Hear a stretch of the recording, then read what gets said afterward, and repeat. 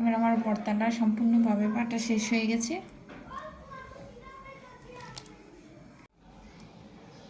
আসসালামু আলাইকুম। আজকে বানাবো কাঁচামরিচের ভর্তা।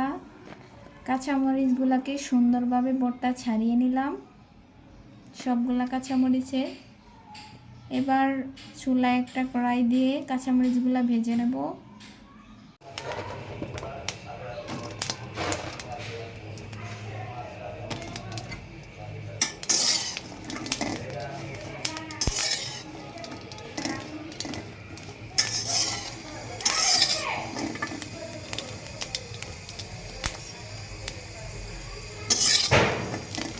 কাঁচামরিচগুলোকে সুন্দরভাবে ভেজে নেব।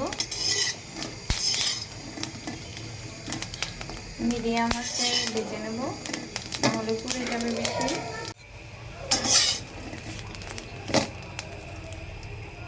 মরিচগুলো সুন্দরভাবে ভাজা হয়ে গেছে, এবার চুলা থেকে নামিয়ে নিব। একটা রসুনকে চুলে নিলাম, সেটাও ভেজে নেব।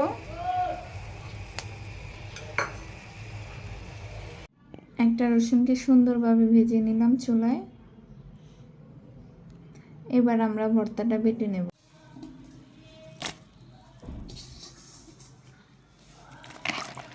মরিচটাকে ধুয়ে নেব। বেশিক্ষণ পানির ভিতরে রেখে দিলে মরিচটা পানি চুষে নেবে।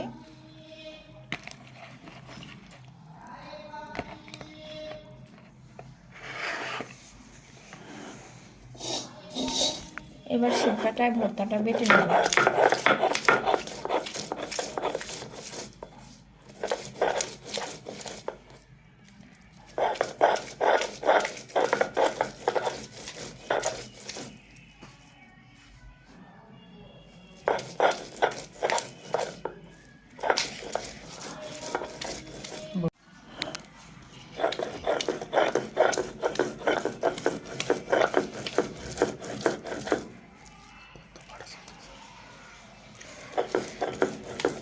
ভর্তা বাটা চলতেছে, সুন্দরভাবে ভর্তাটা বেটে নিতেছি।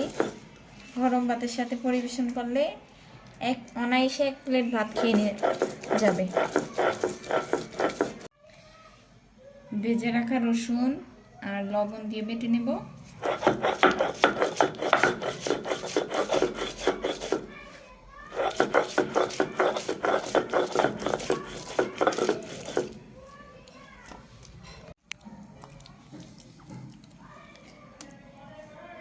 এবার আমার ভর্তাটা সম্পূর্ণভাবে বাটা শেষ হয়ে গেছে। এবার গরমে ভাতের সাথে সার্ভ করলেই।